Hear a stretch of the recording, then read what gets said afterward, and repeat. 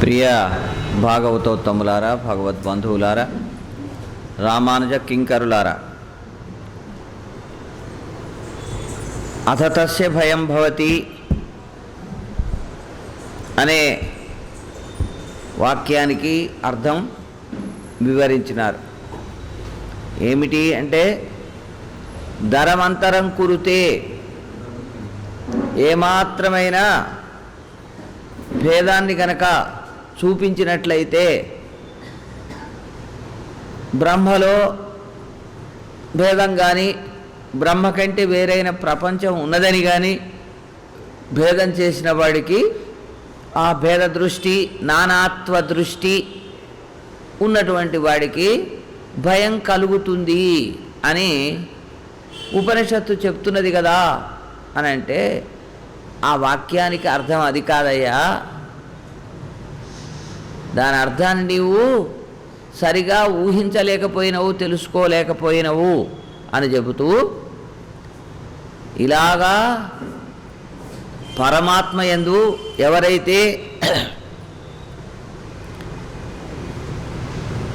ప్రతిష్టాం లభతే, స్థిరమైనటువంటి ఒక సంబంధాన్ని, ధ్యానరూపకమైనటువంటి సంబంధాన్ని పొందుతాడో, అలాంటి దానికి విచ్ఛేదం కనుక ఏర్పడితే దానివల్ల మనకు కష్టం వస్తుంది అని చెప్పినారు. కానీ భగవత్ చింతనతో ఏమీ రావు, కష్టాలనేవి ఏమీ లేవు. భగవత్ చింతనకు విచ్ఛేదం కలిగినప్పుడే యన్ముహూర్తం క్షణం వాపి వాసుదేవో నచించతే సాహాని తన్మహచ్ఛిద్రం సా భ్రాంతి సాచ విక్రియ. ఒక ముహూర్తం కానీ, ఒక క్షణకాలం కానీ వాసుదేవుడు గనక చింతించకపోతే, వాసుదేవుడిని తలచుకోకపోయినట్లయితే, ఆ తలచుకొని ఆ క్షణమే అతనికి ఉన్నదంతా కోల్పోయినటువంటిది అవుతుంది. దానికి శృతప్రకాశికలు ఒక విశేషం ఇస్తున్నారు. హాని అంటే ఇష్టహాని, తనకి ఇష్టమైన దానిని పోగొట్టుకోవడం జరుగుతుంది. ఛిద్రం అంటే అనిష్టప్రాప్తి రంధ్రం. అనిష్టప్రాప్తి, ఇష్టం పోతున్నది. సాధారణంగా ఎప్పుడైనా ఇష్టప్రాప్తి, అనిష్ట నివృత్తి అని రెండు ఉంటాయి. అంటే మనకు ఇష్టమైనది లభించడం, మనకు నచ్చనిది తొలగిపోవడం.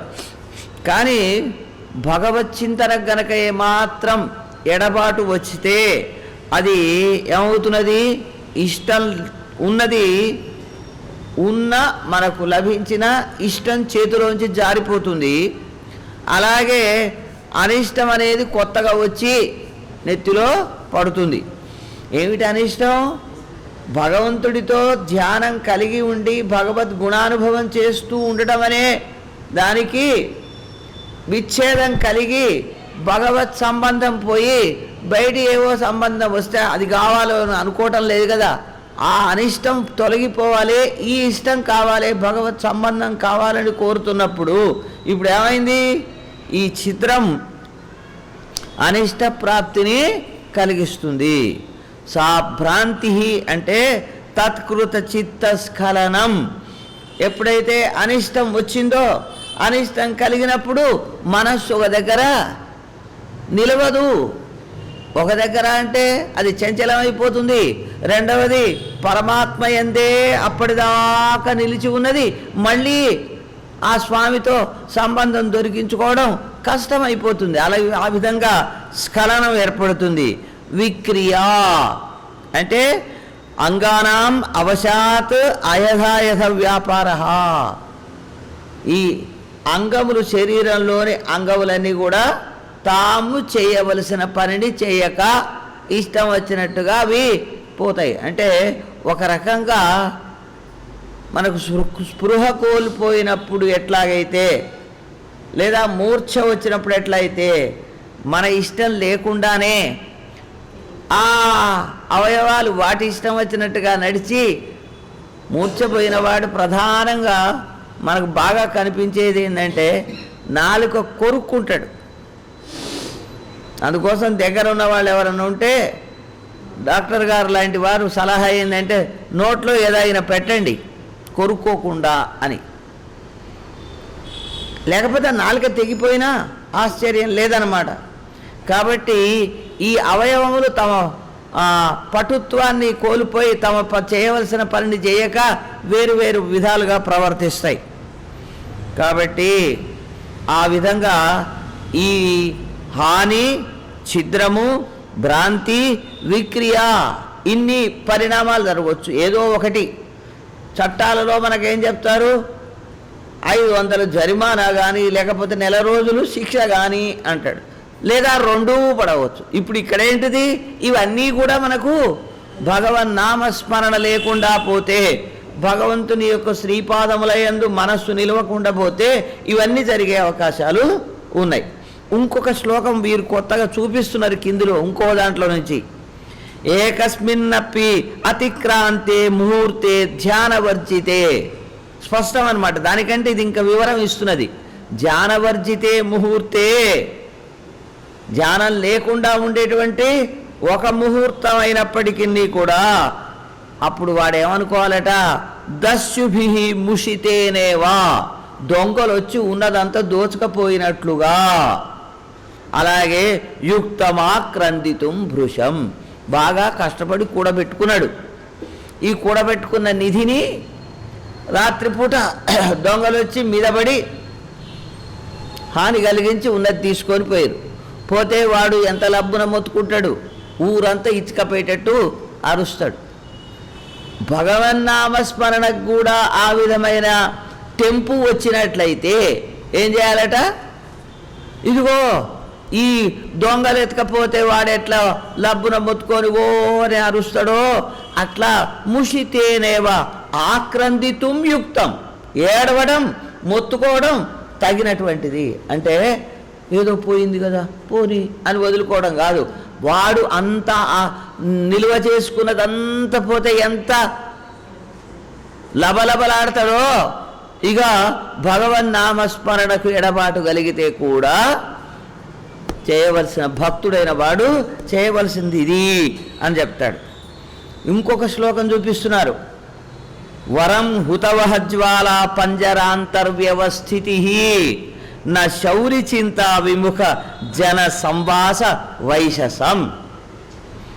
పొయ్యి చుట్టూ మంటల్లో ఉంటే ఆ మంటల మధ్యనే ఉండటమైనా మంచిదేనట. హుతవహజ్వాల పంజరాంతః, పంజరం అంటే బోను.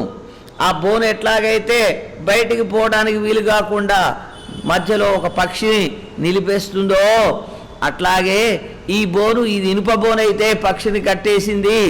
ఇక్కడ ఉండేది ఏమిటట, మనిషికి చుట్టూ మంటలే మంటలు. ఆ మంటలనేటువంటి పంజరంలో ఉన్నా సుఖంగానే ఉంటుందట. ఎందుకని భగవన్నామ స్మరణ చేస్తూ ఉంటాయి. అది గనక లేకపోతే అందులో ఉండడం మంచిది.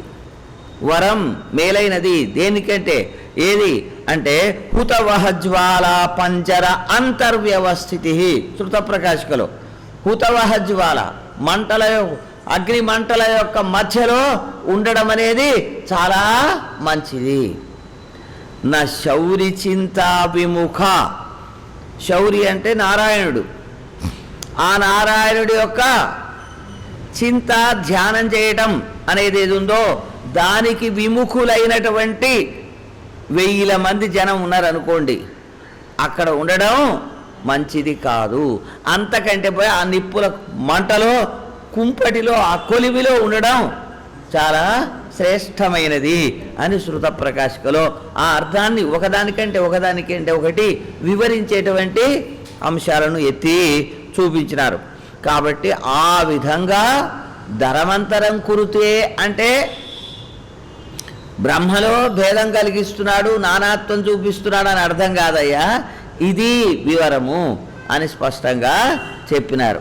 కాబట్టి మరి స్థానతోపి అనే దగ్గర కూడా ఉంది కదా, విశేషరహితం సూత్రకారుడు రాసినటువంటి దాంట్లో విశేషాలు లేకుండా ఉండే బ్రహ్మనే ఉపాసింపదగినవాడు అని చెప్తున్నారు కదా. అంటే అక్కడ కూడా సవిశేషమైన బ్రహ్మనే ఉపాసించాలి అని స్పష్టంగా వివరిస్తాడు. ఆ సూత్రం దగ్గరికి వచ్చినప్పుడు మీకు ఆ విషయం తేటపడుతుంది అన్నాడు.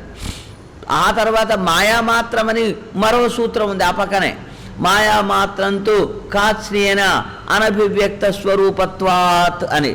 మరి ఆ సూత్రంలో ఈ ప్రపంచం అంతా మాయామాత్రమేనని చెప్తున్నారు కదనండి అని అంటే అది కాదయ్యా, స్వప్నంలో చూచిన పదార్థాలు ఎట్లా అసత్యములో మిగతావన్నీ కూడా అలాంటివే. అక్కడ చూచినటువంటి వస్తువుల యొక్క జ్ఞానం ఎట్లా సత్యమో పరమాత్మ కూడా అలాగా సత్యమైన వాడు సుమా అని చెప్పడమే ఆ సూత్రం యొక్క విశేషము.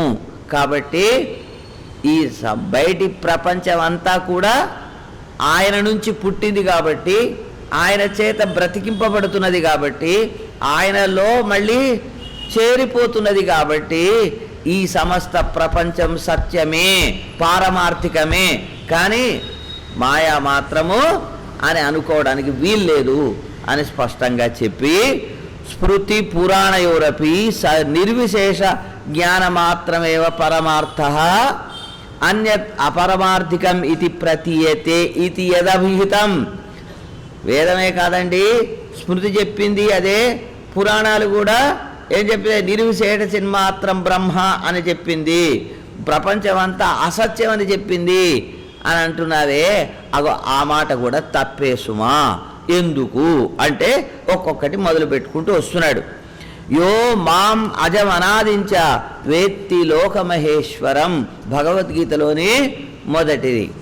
యహ మాం అజం, పుట్టుక లేనివాడిని, అనాదిం, నేను ఎప్పటి నుంచి ఉంటున్నానో ఆ ఆది లేనటువంటి వాడిని.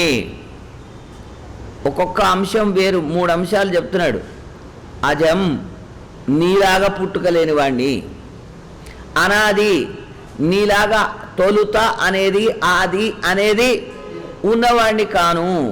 మహేశ్వరం, ఏమిటి, ఈశ్వరుడు అనుకునే వాళ్ళందరినీ కూడా శాసించగలిగే గొప్పవాడైనటువంటి శాసకుడిని, అందరినీ అదుపులో పెట్టగలిగేటువంటి సమర్థత, జ్ఞాన, శక్తి, బల, ఐశ్వర్య, వీర్య, తేజస్సులు అనేటువంటి షాడ్గుణ్య పరిపూర్ణుడిని సుమా అని ఇన్ని విషయాలు చెబుతుంటే నిర్విశేషమని ఎక్కడ చెప్పిందయ్యా? కాబట్టి భగవద్గీతలో ఒక వాక్యం. అట్లాగే ఇంకా శ్లోకాలు చెప్తున్నాడు. మత్స్థాని సర్వభూతాని నచాహం తేష్వస్థితః. ఇవన్నీ కూడా నాయందు ఆధారపడి ఉన్నాయి. లోకంలో ఉండేటువంటి ఈ జీవులందరూ కూడా, ఈ గోళాలన్నీ కూడా నాయందు ఆధారపడి ఉన్నవి. కానీ తేషు అహం నచావస్థితః, వాటి మీద నేను ఆధారపడి లేను, అవే నా మీద ఆధారపడి ఉన్నవి. నచమస్తాని భూతాని పశ్యమే యోగమైశ్వరం.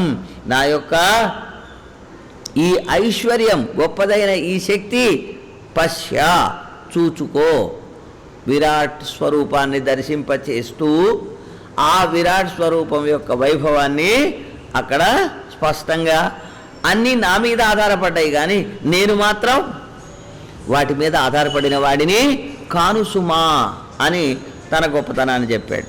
భూతభృన్నచ భూతస్థః మమాత్మ భూతభావన. ఎవరు?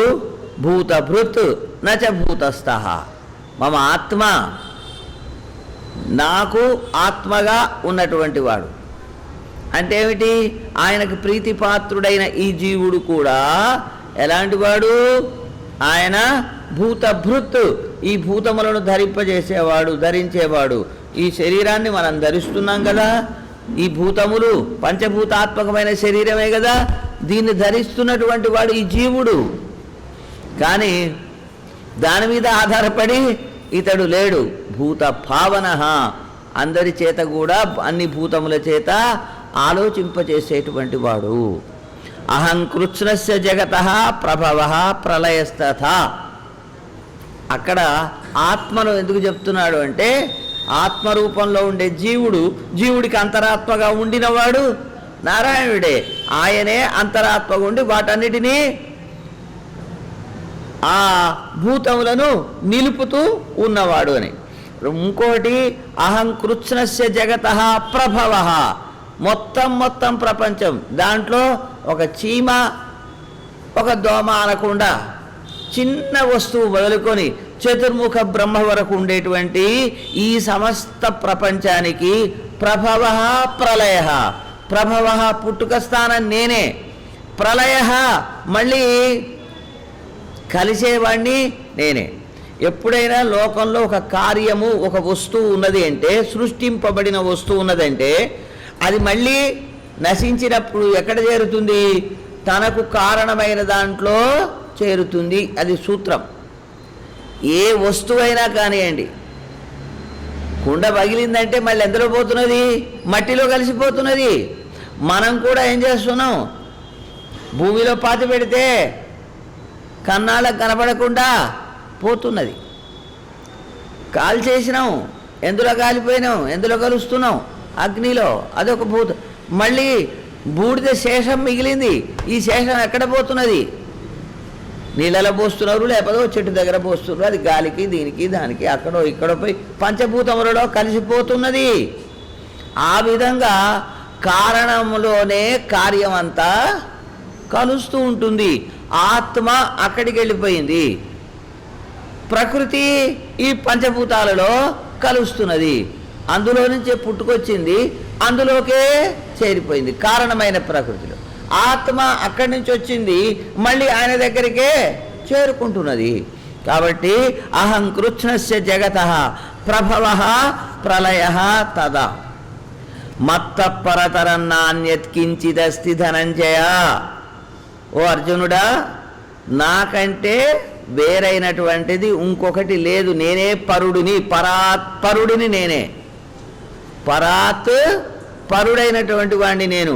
ప్రకృతి కంటే పరము జీవుడు, జీవుడి కంటే పరము పరమాత్మ. కాబట్టి ఆయన పరాత్పరుడు. పరుడు వీడు, ఈ పరుడి కంటే పరుడైన వాడు, అధికుడైన వాడు ఆయన. ఈ జీవుడులోకే దేవ తిరియక్ మనుష్య స్థావర అన్నప్పుడు దేవ అనే దాంట్లోకే ఎంతమంది ఎన్ని పేర్లు కొత్తగా పుట్టుకొచ్చే దేవుళ్ళతో సహా అందరూ దేంట్లోకి కలుస్తారు? దేవవర్గంలోకే వస్తారు. వాళ్ళంతా జీవవర్గమే అవుతారు. కాబట్టి ఆ జీవవర్గం కంటే ఈయన పరుడు. వాడు మరి ఈ జీవవర్గం ఎందుకు పరమైంది అంటే, ప్రకృతి కంటే పరమైనది జీవుడు. దానికంటే అధికమైన జ్ఞానశక్తులు ఉన్నాయి. కాబట్టి జీవుడు పరుడు, ఆత్మ పరుడు. ఈ ఆత్మ కంటే పైన పరుడైనటువంటి వాడు ఆయన. కాబట్టి మత్త పరతరహ. పరతరహ అంటే రెండో వాడు అనమాట. కంపారిజన్లో వచ్చినప్పుడు ఈ రెండు ఉంటే రెండిట్లలో ఒకటి దాన్ని పరంతరము అంటాం. అనేకములలో ఒకటి మేలైనది ఉంటే తమము అంటాం. కాబట్టి ఆ విధంగా మత్తః నాకంటే పరతరహ నాణ్యత్ అస్తి, ఇంకొకడెవడు లేనే లేడు. మై సర్వమిదం ప్రోతం సూత్రే మణిగణ ఇవ. ఈ సమస్త ప్రపంచం కూడా నాలోనే అల్లుకొని పోయి ఉన్నది. ఎలాగా? మణిగణాహ, రత్నాలు ఎన్నెన్నో ఉండని, అవన్నీ ఒక దారం మీద ఆధారపడి ఉన్నవి. దానికి రంధ్రం చేసి ఆ పూసలలో నుంచి దారం తీసి కడితే ఎక్కడున్నాయి? ఇప్పుడు అవి దారం మీద ఆధారపడినాయి. కానీ దారం కనపడదు. దారం కనపడదు, కానీ అవన్నీ దేని మీద ఆధారపడి ఉన్నాయి? ఆధారం మీదనే ఆధారపడి ఉన్నాయి. దారం పుట్టుకునే తెగింది అంటే ఈ రత్నాలు చెల్లాచెదరుగా పోతాయి. అవి అన్నిటినీ ఒక దగ్గర కూర్చి వాటికొక గౌరవము, మర్యాద, ఒక అందము, పేరు, నామరూపే వ్యాకరవాణి, వీటన్నిటి ఒక దగ్గర చేరిస్తే వీటిని ఏమంటున్నాడు? ఇది హారం, నెక్లెస్ కదా, గొలుసు అంటున్నాం. ఎక్కడి నుంచి వచ్చింది ఇది? ఈ దారం చేయబట్టి దానికి ఆ స్థానం, ఆ పేరు వచ్చింది, నామము వచ్చింది. ఇప్పుడు వేటిని అన్నిటిని కలిపితే రూపము ఏర్పడింది. కాబట్టి ఇలా అన్నీ చేసి అన్నిటినీ మోస్తున్నవాడిని నేను, ధరిస్తున్నవాడిని నేను. నా మీద ఇవన్నీ ఆధారపడ్డాయి, కానీ నేను వాటి మీద ఆధారపడి లేను. మై సర్వమిదం పురోతం సూత్రే మణిగణ ఇవ. సూత్రే దారం మీద, మణిగణాహ మణుల యొక్క గణములు, అవి ఎన్నైనా సరే అన్నీ ఈయన మీదనే ఆధారపడ్డాయి. విష్టభ్యాహమిదం కృత్స్నం ఏకాంశేన స్థితో జగత్. ఈ సమస్త ప్రపంచాన్ని నా యొక్క శక్తిలో ఏక అంశేన, ఒకానొక అంశం. ఒకానొక అంశం అంటే పైసా అని అర్థం. అంశం అంటే భాగము, నాలుగో పాదము అని చెప్పినట్లు కాదు, అక్కడ పాదం చెప్తారు. అంశము అనడం చేత ఇక్కడ ఏమిటి? పాదం కంటే చాలా చిన్నదైనటువంటి విభాగము అని అర్థం. ఒక వస్తువును 100 విభాగాలు చేస్తే అందులో ఒక భాగాన్ని అంశము అనాలి. ఏక అంశేన స్థిత. ఈ సమస్త ప్రపంచమంతా, జగతంతా కూడా ఏక అంశేన స్థిత, ఒక అంశం మీద ఆధారపడి ఉన్నది. అలా మోస్తున్నవాడు అహం ఇదం జగత్, ఈ సమస్త ప్రపంచాన్ని విష్టభ్య, అన్ని వైపుల నుంచి వ్యాపించి, అత్యతిష్ట దశాంగులం కదా, 8 దిక్కులు కింద పైన మొత్తం ఈ ప్రపంచాన్ని ఆయన ధరిస్తూ, మళ్ళీ ఈ ధరించిన వస్తువులు ఎట్లా ఉన్నాయట? ఒకదాని మీద ఒకటి ఆధారపడ్డట్టుగా కాకుండా ఆయన వాటికి తాకకుండానే దశాంగులం 10 అంగుళాల తేడాతో ఉన్నాడు. అది తేడా. యస్మా ఉత్తమ పురుషస్త్వన్య పరమాత్మేత్యుదాహృత. 3 పురుషులు ఉన్నారు, జీవులు. ఆ జీవులలో ఏమిటి? ఒకడు బద్ధుడు, రెండవ వాడు ముక్తుడు, మూడవ వాడు నిత్యుడు. వాస్తవానికి నిత్యుడిని కూడా ముక్త వర్గంలో చేరిస్తే మూడవ వాడు ఎవరు మిగులుతాడు? పరమాత్మ. ఈ వీళ్ళందరికంటే కూడా బద్ధ, ముక్త, నిత్య అనే వాళ్ళందరికంటే వేరుగా ఉండే ఈ పురుషుడు అనబడే పరమాత్మ అన్యః, ఎవరికంటే అన్యః? వీళ్ళ ముగ్గురి కంటే కూడా అన్యుడైన వాడు. యో లోకత్రయమావిశ్య బిభర్త్య వ్యయ ఈశ్వరః. ఎవరా పరమాత్మ? ఎవడైతే ఆ పరమాత్మ అనేవాడేవాడు ఉత్తమ పురుషుడు ఉన్నాడో ఆయన 3 లోకాలలోనూ ఆవిశ్య, తాను ప్రవేశించి ఉండి, అవ్యయ, వాళ్ళలో దూరినందువల్ల వాటి వల్ల మార్పులు చేర్పులు ఈయనలో రావాలి.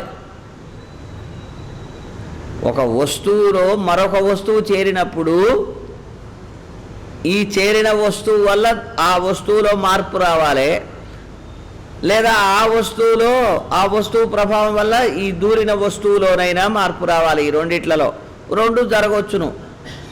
అయితే అది జరగడంలో మార్పు వస్తే మంచిదే. మరి పరమాత్మకి ఏమైనా మార్పులు వస్తాయా అంటే ఏమన్నాడు? అవ్యయ, వ్యయము లేనివాడు, మార్పు చేర్పులు లేనివాడై ఆయన అన్నిట్లలో నిండి ఉన్నాడు. ఆయన ఎవరు? ఈశ్వర. అంటే జీవుడు ప్రకృతిని రెండిటినీ కూడా శాసించేటువంటి వాడు, వాటిని అదుపులో పెట్టేవాడు. అంటే వాటి చేత ప్రభావితుడయ్యేవాడు కాకుండా ఉండి తన ప్రభావం చేతనే వాళ్లను తన ఇష్టం వచ్చినట్లుగా వాటిని నియంత్రించగలిగేటువంటి వాడు. ఆ యస్మాత్ క్షరం అతీతోహం అక్షరాదపి చోత్తమ. క్షరం నశించేటువంటిది. ఏమిటి నశించేది? ప్రకృతి ఎట్లాగూ నశించేదే. జీవుడు కూడా ఆ సంబంధం చేత నశించేవాడుగానే ఉన్నాడు. మరి మరణిస్తున్నాడంటే ఏమిటి మరణం? ఆత్మకు నిజానికి మరణం లేదు కదా. మరణిస్తున్నాడని అంటున్నావేమిటి అంటే ఈ శరీరంలో ఉండి ఇందులో నుంచి లేచిపోతే దాన్ని మరణం అంటున్నాము. ఆ విధంగా అతడికి ఏమొస్తున్నది? మరణం ఉన్నది అని అర్థం అవుతున్నది. కానీ అలా క్షరం అతీత నశించేటువంటి ఈ జీవుడి కంటే ఈ ప్రకృతి కంటే అతీతుడైన వాడిని కాబట్టి అక్షరాదపి చోత్తమ, పైగా అక్షరుడుగా ముక్తాత్మగా చేరినటువంటి వాడికంటే కూడా నేను ఉత్తమ, చాలా చాలా మెరుగైన వాడిని. ఉత్తమ, అక్కడ తరహా వచ్చింది, ఇక్కడ తమహ వచ్చింది. ఇలాంటి వాళ్ళు ఎంతమంది ఉన్నా వాళ్ళందరికంటే మేలైన వాడిని. కాబట్టి అతోస్మి లోకే వేదేచ ప్రథిత పురుషోత్తమ. కాబట్టే నేను లోకంలో కానీ వేదంలో కానీ పురుషోత్తముడు అనే పేరుతో ప్రథిత, కీర్తి ప్రసిద్ధిని పొంది ఉన్నాను. పురుషోత్తముడు అంటే ఎవరు? ఆయనే తప్ప ఇంకొకడెవడు పురుషోత్తముడు అనబడటానికి వీల్లేదు. సహా సర్వభూత ప్రకృతిం వికారాన్ గుణాది దోషాంశ మునే వ్యతీత. ఇక్కడి నుంచి మళ్ళీ విష్ణు పురాణంలోకి వస్తున్నాడు. సహా ఆ పరమాత్మ సర్వభూత ప్రకృతిం, ఈ అన్ని భూతములకు ఆధారమైన ప్రకృతి ఏదున్నదో, ఏదున్నది? పంచభూతాత్మక ప్రకృతికి మూలమైనటువంటి, మనం ఇవన్నీ విడివిడిగా చూస్తున్నాం. మొట్టమొదటి మూలభూతమైనటువంటి ప్రకృతి ఏది ఉన్నదో అందులో నుంచి ఇవన్నీ ఒకటొకటి పరిణామాల ద్వారా పలు రకాలుగా మనకు వేరు వేరు పేర్లతో 24 తత్వాలు కనిపిస్తున్నాయి. ఈ 24 తత్వాలు ఆ మూల ప్రకృతిలో నుంచి ఒక్కొక్కటి పరిణామాలు వచ్చినాయన్నమాట. అందుచేత సర్వభూత ప్రకృతి మనకు కనిపించే అస్థి అనబడేటువంటి, ఉన్నది అనబడేటువంటి ఏ పదార్థాలు ఉన్నాయో వాటన్నిటికీ మూల రూపమైనటువంటి ప్రకృతిని, వికారాన్ ప్రకృతి వలన కలిగేటువంటి మార్పులను రెండింటినీ కూడా, అంతేనా, గుణాది దోషాంశ సత్వ రజస్సు తమస్సు అనేటువంటి దోషములను వీటిని కూడా మునే వ్యతీత. కహ వ్యతీత? సహ పురుషోత్తమ వ్యతీత, దాటినవాడు, ఆయన ప్రకృతి చేత మార్పు పొందేవాడు కాడు. ఆ ప్రకృతి వలన వచ్చే వికారాల ద్వారా మళ్ళీ ఇతనిలో వికారాలు కలగవు. మరి గుణాలు, ప్రకృతికి మూలమైంది ఏంటిది? దైవీ హేష గుణమయి మమ మాయ దురత్యయ. గుణమయి దైవీ, ఇలాంటి గుణమయి అయినటువంటి ప్రకృతి గుణములతోటే మనలందరినీ మార్పులు చేస్తున్నది. ఆ గుణములు రకరకాల మార్పులు చెందుతాయి, వాటి వలన ఆకర్షితులం అవుతున్నాం. కానీ పరమాత్మ ఈ గుణ ప్రభావానికి లొంగేవాడు కాడనమాట. కాబట్టి అతీత సర్వావరణ, సర్వ ఆవరణ, మనకు ఆవరణాలు ఉన్నాయి అంటే అనేక రకములైనటువంటి జ్ఞానములు. సర్వ విషయ జ్ఞాన సంకోచాతీత ఇత్యర్థ శృత ప్రకాశిక. సర్వ విషయములు అంటే శబ్ద స్పర్శ రూపరస గంధాదులు ఏవైతే ఉన్నాయో వీటి చేత, వీటి సంబంధం కలిగినటువంటి ఏ ఏ వస్తువులు ఉన్నాయో వాటన్నిటినీ, వాటి జ్ఞానాలను మించి ఉన్నటువంటి వాడు అఖిల ఆత్మ. అన్నిటికీ తాను ఆత్మగా అయి ఉన్నవాడు. శరీరంలో ఆత్మ ఎట్లయితే ఉండి శరీరాన్ని నిర్వహిస్తున్నదో, ఒక శరీరానికి మాత్రమే ఒక జీవుడు. ఈయన మాత్రమేమిటి? ఎన్ని జీవులు ఉంటే అన్ని జీవులకు ఈయన ఒకడే ఆత్మ. ఈయన ఒకడే ఆత్మ. ఈయన కంటే వేరైన వాడు ఇంకొకడు ఆత్మగా లేడు. అలా ఆత్మగా ఉండి వాళ్ళందరికీ ఉనికి అస్తిత్వము కలిగిస్తున్నటువంటి వాడు. తేన ఆవృతం యద్భువనాంతరాలే. ఒక్కొక్క భూగోళాలు ఏ బ్రహ్మాండాలు ఉన్నాయో వాటన్నిటికీ మధ్యలో ఉండే వీటన్నిటిని ఆకాశంలో నిలబడి మునిగి ఇంకెక్కడో అట్టడుగున పడిపోవడానికి అవకాశం అనేది లేకుండా అవన్నీ ఆ శూన్యములో తిరుగుతూ ఉన్నాయంటే అలా తిరుగుతూ ఉండడానికి, అవి నిలుస్తూ ఉండడానికి కారణం ఎవరు? తేన ఆశ్రుతం, ఆయన చేత వ్యాపించబడి ఉన్నవి.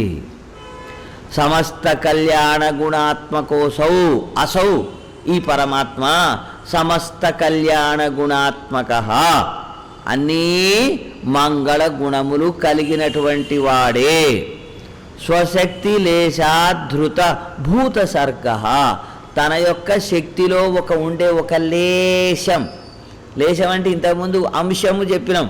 అంశం ఒక భాగం అయితే అందులో మళ్ళీ భాగాలు చేస్తే ఆ చిన్న ముక్క ఏమనబడుతుంది? లేశం అనబడుతుంది అన్నమాట. అలాంటి లేశము చేతనే ధృత భూత సర్గ, ఇన్ని ప్రాణాలు, ఈ ప్రపంచంలో ఉండే ఇన్ని జీవులను, భూతముల యొక్క సృష్టి ఏదున్నదో అన్నిటినీ తన శక్తిలోని ఒకానొక సూక్ష్మమైన అంశం చేతనే వాటిని నిర్వహిస్తూ ఉన్నాడు. ఒకానొక చిన్న సూక్ష్మమైన అంశం చేతనే నిర్వహిస్తున్నాడంటే ఆయన మొత్తం శక్తి ఎంత పాటితో మనకు చెప్పడానికి వీలు కాదు. ఇచ్చా గృహీతాభిమత ఊరుదేహ, ఆయన విభవ అవతారాలు ఎత్తుతున్నాడు. ఈ అవతారాలన్నింటినీ పరిత్రాణాయ సాధూనాం అని, అలాగే యదా యదా హి ధర్మస్య గ్లానిర్భవతి భారతాభ్యుత్థానమధర్మస్య తదాత్మానం సృజామ్యహం అని, ధర్మాన్ని నిలబెట్టడం కోసమని, అధర్మాన్ని అణిచివేయడం కోసమని తాను అవతారాలు ఎత్తుతున్నాడు. ఆయన పుట్టుక ఉన్నది కదా అంటే ఆ పుట్టుక మన వంటి పుట్టుక కాదు. మనకేమో పో అందులో పుట్టుపో అని అంటే ఆ శరీరంలో దూరాల్సిందే. ఫలానా అది అసఖ్యం, నేను అందులో ఉండను. నువ్వు అప్పుడు పూర్వజన్మలో చేసిన కర్మ ఉన్నదిరా, కాబట్టి ఇప్పుడు నువ్వు కూడా అందులోనే ఉండు అని ఆ బురద గుంటలో ఉండే కాపురం చేసే ఏదో ఓ పెద్ద జంతువో చిన్న పురుగు లాంటిది కూడా బురద గుంటలనే కదా, అలానే ఉండు మరి నీ బతికే అది అని మనల్ని అందులో మన కర్మ పుట్టిస్తున్నది. ఆ కర్మ ప్రకారం మనల్ని అందులోకి ప్రవేశపెడుతున్నాడు పరమాత్మ. మరి తనను నియంత్రించేటువంటి కర్మ ఆయనకు లేదు. కాబట్టి తాను వరాహావతారం ఎత్తినా, మత్స్యావతారం ఎత్తినా, కూర్మావతారం ఎత్తినా, హంసావతారం ఎత్తినా, భాగవతంలో 12వ స్కంధంలో వస్తుంది హంసావతారం. ఇలా ఏ ఏ రూపాలలో ఏ జంతువులలో కూడా ఆయన ప్రవేశించినా అవన్నీ కూడా ఆయన ప్రకృతిగా ఏర్పడినవే కానీ ఈ పంచభూత ప్రకృతితో ఏర్పడినవి కావు. అవి కూడా తాను ఇష్టపడి ఎంచుకున్నటువంటివే. ఎందుకని? చెయ్యవలసిన పనికి ఆ శరీరమైతేనే ఉపకరిస్తుంది. కాబట్టి ఆ శరీరాన్ని ఎంచుకుంటాడు. ఇంత పెద్ద కొండను మొయ్యాలి, ఆ కొండ ఇట్లా ఇట్లా రాకుతున్నప్పుడు దెబ్బ తినకుండా ఉండాలి అంటే కూర్మ శరీరం అయితేనే సరిపోతుంది. పైన ఉండేటువంటి ఆ డిప్ప, దేనికి తాబేలుకు ఉండేటువంటి ఆ చిప్ప ఉన్నదే, అది ఏమవుతుంది? గొడ్డలతో కొట్టినా పగలదు, అంత గట్టిది అది.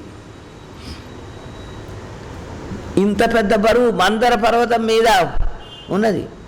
అది ఉన్నా ఇటు అటు కలిగిన వేదాంత దేశికుల వారు అద్భుతంగా వర్ణిస్తాడు దశావతారాలు. ఏందట, ఆయనకు ఆ అవతారం ఎత్తినాక ఈపు గోక్కోవాలనిపించిందట. ఎదుకో కండుయం అంటే దురద. ఈ దురద ఎట్లా పోవాలి, పోయేటట్లేదు. ఇదిగో ఇప్పుడు ఈ పర్వతం ఇటు ఇటు కదులుతుంటేనట హాయిగా ఉన్నదట. దురద పోయి హాయిగా ఉంటే అట్లా కళ్ళు మూసుకున్నాడట. మూసిండా కాదు, తెరిచిండా కాదు, తెరిచి మూసి ఉన్న అరమోడుపు కన్నులు అంటారు వాటి. అరమోడుపు కన్నులతో ఆనందంగా ఉన్నాడట. ఆయనకి ఇదేమి బరువు కావటంలే, కష్టం కావటంలే. అలాగా స్వామి ఆ అవసరానికి అది ఉచ్చమా నీచమా అనే ముచ్చట లేదు. ఆయా శరీరాలను ధరించి లోకరక్షణ చేస్తాడు. కాబట్టి ఇచ్ఛా అభిమత ఊరు తన యొక్క ఇచ్ఛ కారణంగానే మన యొక్క శరీరం మన కర్మ కారణంగా వస్తున్నది. ఆయన యొక్క శరీరం ఆయన ఇష్టానికి ఆధారపడి వచ్చింది, ఇష్టం మీద ఆధారపడి ఉన్నది.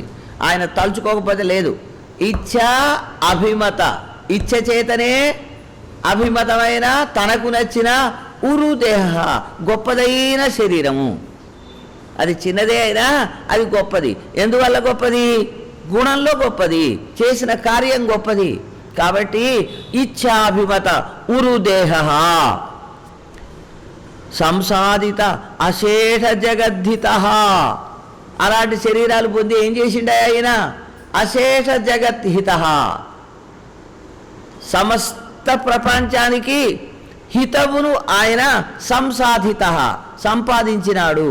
లోకానికి అందరికీ మేలును కూర్చినాడు ఈ అవతారాలను ధరించడం చేత. తేజో బల ఐశ్వర్య మహా అవబోధ సువీర్య శక్త్యాది గుణైక రాశి. జ్ఞాన శక్తి బల ఐశ్వర్య వీర్య తేజస్సు అనేవే ఆ షడ్గుణములు. ఇలాంటి గుణములకు ఏకరాశి. ఈయన ఒక్కడు తప్ప ఇంకా వేరేమీ లేనే లేడు. పరహ పరాణం, పరుడు అనబడే వాళ్ళందరికీ కూడా పరహ, అందరికంటే నేనే గొప్పోణ్ణి అంటే నీకంటే పైన గొప్ప ఆయన. సకలానయత్ర క్లేశాదయ, ఏ క్లేశం, అయ్యో ఇట్లా అయిపోయానే, ఇది కలగొప్పాయనే అనే దిగులు కష్టాలు ఏవైతే ఉన్నాయో, సకలాహ, ఒకటి కాదు రెండు కాదు, ఎన్ని రకాలు ఉన్నాయో అన్ని రకాలు కూడా పర అవర ఈశే నయత్ర న సంతి. ఆయనలో పర అవర ఈశుడు, పరుడు అంటే ఆ గొప్పవాళ్ళు, అవరుడు అంటే చిన్నవాళ్ళు, పెద్దలను చిన్నలను అందరినీ శాసించేటువంటి శక్తి కలవాడు. ఒక్కోసారి చిన్నపిల్లలు మనం చెప్తే వినరు. అరే కాస్త బజారు పోయి ఇది పట్టుకరా పోరా, పోతూనే ఉంటాడు వాడు. ఈయన అట్లా కాదు, పరులను వాడు గొప్పోడిని కాబట్టి వాడు అహంకరించి నేను చేయాలంటాడు. వీడు చిన్నవాడు కాబట్టి తెలియదు అంతే, వానికి వేరే తోస్తున్నది, వాడు వేరే పనికి ఆలుకోవాలి అంతే. పెద్దలు చెప్పిండ్రు చెయ్యాలి, చెయ్యకూడదు, ఆగాలి, నేను చేస్తా అనే భావన వాడికి లేదు. వాని ఆటకోలుతనమే తప్ప ఇంకొకటి లేదు. కాబట్టి ఆటకోలుతనం చేత చిన్నవాడు చేయడు. నేను మొనగాడినోయ్ అని చెప్పి మీసాలు తిప్పి వాడు చేయడు. కానీ ఆ పెద్దోడు ఈ చిన్నోడు ఇద్దరు కూడా ఆయన మాట కట్టుబడి చెప్పిన మాట చేసి చూపిస్తారు. కాబట్టి పర అవర ఈశుడు, పరుడు అవరుడు, అపరుడే అవరుడు అయింది. తేడా లేదు, అక్షరమే తేడా. అవరహ అంటే కిందివాడు, పరహ అంటే పైవాడు. ఆ పర అవర ఇద్దరికీ ఈయన ఈశః, ఇట్లా చేయి ఇట్లా చేయి ఇట్లా చేయి అంటే చెప్తే వాళ్ళు తప్పనిసరిగా చేయవలసిన వాళ్ళే. అంచేత ఆయన యందు క్లేశాదయ న సంతి, పలు రకములైన కష్టములనేవి ఆయనకు లేనే లేవు. స ఈశ్వర ఆయన ఒకడు మాత్రమే ఈ సమస్త ప్రపంచాన్ని శాసించేటువంటి అధికారి. వ్యష్టి సమష్టి రూప, ఒక్కొక్కసారి వ్యక్తిగా విడిగా కనిపిస్తాడు, ఒకప్పుడు సమష్టిగా కనిపిస్తాడు. ఈ వ్యక్తి వేరు ఈ వ్యక్తి వేరు అన్నట్లుగా వ్యష్టిగా కనిపిస్తాడు, సమష్టిగా అందరిలో అనిపిస్తాడు. ఇలా 2 రూపాలు ఆయనకు ఉన్నాయి. ఉంటూ అవ్యక్త స్వరూప, మళ్ళీ ఏమిటి, ఈయనకు ఫలానా స్వరూపమే నిర్దిష్టంగా ఉన్నది అని అంటే అలాంటి వ్యక్తమైన స్వరూపం కలవాడు కాడు. తనదైన స్వరూపం వేరే ఉంది. ఆ తనదైన స్వరూపం తనకు మాత్రమే తెలుసు. తనకి ఇష్టమైన భక్తులు ఎవరో వాళ్ళకు మాత్రమే చూపిస్తాడు. కాబట్టి సమష్టి, వ్యష్టి, అవ్యక్త 3 ఇలాగా అని చెప్పి ఈ రూపంలోనే ఉంటాడు అంటే ఉండడు, ఇంకో రూపంలోకి ఉంటాడు. కాబట్టే నరసింహస్వామి అయిండు, వామనావతారం అయిండు. ఈయన బాపనాయన అనుకుంటే పరశురాముడై గండ్రగోటలతో నరికి పోగులు పెట్టిండు. అలాగా ఎన్ని రూపాలు ఆయన తలుచుకొని రకరకాల రూపాలను అవుతాడు. ఇది ఈయన రూపము అని అంటే అనడానికి అవకాశం లేదు. ఏడిరా మీ శ్రీహరి అంటే ఎక్కడున్నాడు, ఇదుగలడు అందులేడు అనే ముచ్చట లేదు. అన్నిట్లలో ఆ రూపాలలో ఉన్నాడు. కాబట్టి అవ్యక్త స్వరూప, ప్రకట స్వరూప.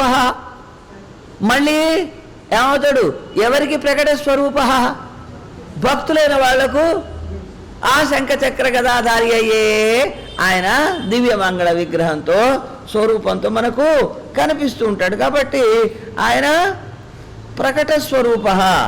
భక్తులందరూ ఎవరు చెప్పినా ఆ శంఖచక్ర గదాధారి అనే చెప్తాడు, లక్ష్మీ వక్షస్థలుడు అనే చెప్తాడు, మణివన్నన్ వాసుదేవన్ అది వాళ్లకు తెలుస్తుంది. మిగతా వాళ్లకు ఆ మణివన్నన్ కనపడడు, వాడికి ఇంకో తీరుగా కనిపిస్తాడు. కాబట్టి ఇలాగా అవ్యక్త స్వరూప, మళ్ళీ ప్రకట స్వరూప. ఆండాళ్ళ తల్లి కూడా ఏమంటది, కదిరు మది ఎంబోల్ ముఖత్తాన్. ఏం ముఖం ఉన్నది ఆయనది, కదిరు సూర్యుడు, మది చంద్రుడు. సూర్యుడు లాంటి ముఖం, చంద్రుడి లాంటి ముఖం ఎట్లుంటుందయ్యా అంటే భక్తులకు చంద్రుడి వలె ఆహ్లాదకరమైన చల్లని ప్రకాశవంతమైన బింబము. అదే శత్రువులు ఎవడున్నాడో వాళ్లకు సూర్యుడి వలె కన్నెత్తి చూడటానికి వీలుగానటువంటి ఉగ్రస్వరూపము. కాబట్టి కదురి మదియం పోల్ ముఖత్తాన్ నారాయణనే. సర్వేశ్వర, అందరికీ ఈశ్వరుడే. సర్వదృక్కు, అన్ని వైపులా అన్నిటినీ దర్శించగలిగేటువంటి చూపు కలవాడు. మన కండ్లు ఎదురుగునే చూస్తాయి, ఇటు పక్కయి పూర్తిగా చూడవు, ఆ వెనకయి కూడా అసలే చూడవు. కానీ ఆయన సర్వదృక్కు, దాన్నే సహస్రశీర్ష పురుష సహస్రాక్ష సహస్రపాత్ సభూమిం విశ్వతో వృత్వా అత్యతిష్టదశాంగులం. కాబట్టి సహస్ర నేత్రములు కలవాడుగా, సహస్రం అంటే 1000 అనే సంఖ్య పరిమితి కాదు, అది ఒక సహస్రం అన్నప్పుడు అపరిమితము అనే అర్థంలో కూడా శతము సహస్రము పదప్రయోగాలు ఉన్నాయి. అంచేత ఆయన అన్ని వైపులా అన్ని చోట్ల అన్నిటినీ దర్శించగలిగేటువంటి చూపులు కలవాడు. సర్వేశ్వర, సర్వదృక్, సర్వవేత్త. ప్రతి వస్తువుని గురించి ఆయనకు బాహ్యాభ్యంతరములుగా తెలిసినటువంటి వాడు. సమస్త శక్తి, ఎలాంటి శక్తులు ఉండాలో ఆ శక్తులు అన్నీ ఆయనకు ఉన్నవి. పరమేశ్వరాఖ్య, ఆయనకి ఏం పేరు, పరమ ఈశ్వరుడు. అసలు పరమేశ్వరుడు ఆయన. వీళ్ళంతా ఇప్పుడు ఆ పేరు పెట్టుకొని లోకంలో ఊరేగుతున్నారు. మీరు చెప్పిన ఆ శర్మ ఎవరో అట్లా, కానీ వీళ్ళంతా నిజానికి పరమేశ్వరుడు కారు. ఆయనే వాళ్ళను కూడా శాసించగలిగేటువంటి ఈశ్వరుడు. పరమేశ్వర. భాగవతంలో చెప్తాడు, విషం దాగమంటే ఎందుకు దాగిండు, పోతన భాగవతం పద్యాలు తీసుకొని చూడండి, సంస్కృతం తెలియకపోతే. ఆయన సంతోషపడతాడు కాబట్టి నేను దాగినా అన్నాడు. ఆయన నారాయణుడు సంతోషిస్తాడు కాబట్టి ఆయనకు సంతోషం కలిగించడం కోసం నేను విషం తాగినా అని చెప్పాడు. చేయదలుచుకుంటే ఈ విషయాన్ని కూడా పరమాత్మనే అలాహలాన్ని ఎందుకు మింగలేడు? మింగగలుగుతాడు కదా. కృష్ణావతారంలో గొల్ల పిల్లవాళ్ళను ఒకప్పుడు ఆ మొత్తం ఏది కారు చిచ్చు వస్తే, దావాగ్ని వస్తే దావాగ్నిని మింగేసి, కృష్ణ మేము ఇందులో చిక్కుకున్నాం, అయితే మీకేం భయం లేదురా, కళ్ళు మూసుకోండి మీరు అందరూ అని అంటే కళ్ళు మూసుకున్నారు. కళ్ళు తెరవద్దు అంటే కళ్ళు మూసుకున్నానుక ఏం చేసిండు? ఆ దావాగ్నిని మింగిండు, వాళ్ళని బయటికి తెచ్చేసిండు. అగ్నిని మింగగలిగినోడికి ఈ విషం మింగడం తేడానా? చేత కాదా? కాబట్టి అది ఆయనకు ఒక గౌరవం తెచ్చిపెట్టడం కోసమని ఆయనకు చెప్పాడు. ఆయన ఆ పనిని నీవు సంతోషపడితే చాలయ్యా, ఏ పనైనా నేను చేస్తా. ఆయన లోపల ఉన్నాడు కాబట్టే ఆ విషయాన్ని మింగినా ఆయన బయటికి కక్కక లోపల మింగక గొంతులో నిలుపుకునే శక్తి ఆయనకు ప్రసాదించి రక్షించినాడు ఆయన. అంచేత పరమేశ్వరాఖ్య, ఆయనకు మాత్రమే ఆ శక్తులు ఉన్నాయి కాబట్టి సమస్త శక్తి పరమేశ్వరుడనే పేరు కలిగిన వాడు. సంజ్ఞాయతే ఏన తదస్తదోషం శుద్ధం పరం నిర్మలమేకరూపం. ఏన ఏ భగవద్ అనుగ్రహం చేతనే అయితే తదస్తదోషం దోషములనేవి లేనటువంటి వాడు, శుద్ధం కేవల జ్ఞానస్వరూపుడైనటువంటి వాడు, కర్మ పాప ఏవి పుణ్య పాప రూప కర్మ సంబంధం లేనివాడు కాబట్టి శుద్ధం. పరం అందరికంటే మిన్న అయినటువంటి వాడు, నిర్మలం ఎలాంటి రాగద్వేషాదులు లేనటువంటి వాడు, ఏకరూపం ఎప్పుడూ ఒకే తీరుగా ఉండేటువంటి వాడు, సంజ్ఞాయతే తెలియబడుతూ ఉన్నాడు. దేనివల్ల? జ్ఞానం చేత తెలియబడుతూ ఉన్నాడు. సందృశ్యతే చాపి అధిగమ్యతే వా, సందృశ్యతే సమ్యక్ దృశ్యతే చక్కగా చూడబడతాడు. దేనితో? జ్ఞానం కారణంగా.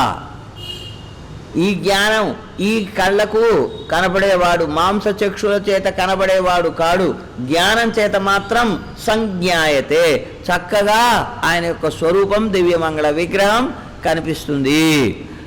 అధిగమ్యతే వా తెలవడమే కాదు, అది బాగా అధిగమించడం అంటే పొందడం. జ్ఞానం కారణంగానే పరమాత్మను చేరుకోగలగటం, జ్ఞానం కారణంగానే పరమాత్మ దగ్గరికి చేరుకోగలుగుతాం. తద్జ్ఞానం ఆ పరమాత్మను చేర్చగలిగేది ఏది ఉన్నదో అదే జ్ఞానం. అజ్ఞానం అతః అన్యత్. ఈ పరమాత్మను చేరడానికి సాధనమయ్యే జ్ఞానం కంటే, పరమాత్మను తెలియజేసే జ్ఞానం కంటే ఏదైనా ఉంటే దాన్ని ఏమనాలి? అజ్ఞానం. జ్ఞానము కాదని చెప్పాలి అని స్పష్టంగా నిర్వచించాడు. ఇది శుద్ధే మహావిభూత్యాఖ్యే పరే బ్రహ్మణి శబ్దతే. శుద్ధే కదా, ఎలాంటి మనకున్నటువంటి రాగద్వేషాదులు కానీ పుణ్యపాపరూప కర్మలు కానీ ఇట్లాంటివి ఏవీ లేకుండా నిర్మలుడుగా ఉన్నటువంటి మహావిభూతి, గొప్ప సంపద. ఇవన్నీ మామూలు విభూతులు, నిత్య విభూతి, లీలా విభూతి, ఈ విభూతులన్నీ కలిగినటువంటి వాడు ఆయన మహా విభూతి.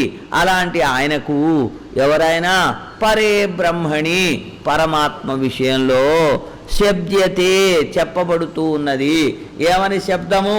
మైత్రేయ భగవత్ శబ్ద సర్వకారణ కారణే. లోకంలో కారణములైన వాళ్ళు ఎవరైతే ఉంటారో ఆ కారణాలకు కూడా కారణమైన వాడు.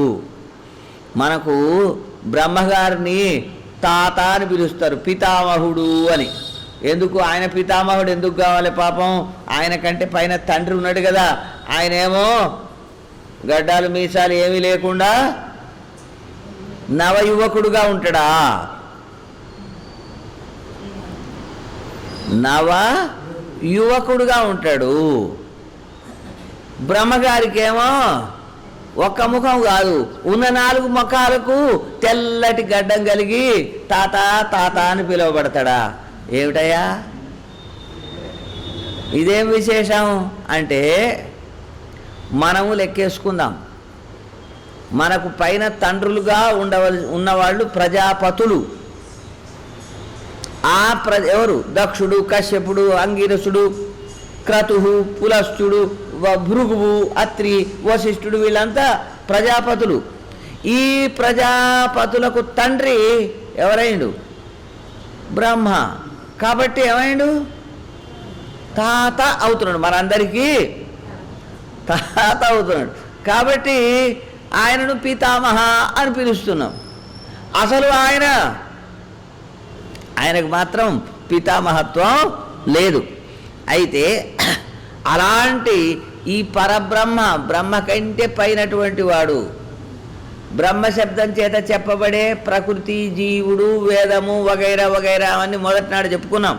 ఈ బ్రహ్మకన్నిటికంటే మించినటువంటి వాడు ఆయన యందు మాత్రమే ఏమని పేరు? భగవత్ శబ్ద, భగవంతుడు అనేటువంటి శబ్ద. సర్వ కారణ కారణే, అన్ని కారణాలకు కారణమైన వాడు. కాబట్టి ఆయనకు కారణం వాడు, ఆయనకు కారణం వాడు, వానికి కారణం అట్లా ఎనుక్కుంటూ పోతే సర్వకారణమైన వాడు మనకు చతుర్ముఖ బ్రహ్మ కనిపిస్తున్నాడు. సృష్టి వ్యష్టి సృష్టి అంటాం దీన్ని. విడివిడిగా ఒక్కొక్క వ్యక్తిగా వేరువేరుగా సృష్టిస్తే ఇది వ్యష్టి సృష్టి. సమష్టి సృష్టి ఆయన చేసిండు. ఏమిటి సమష్టి సృష్టి?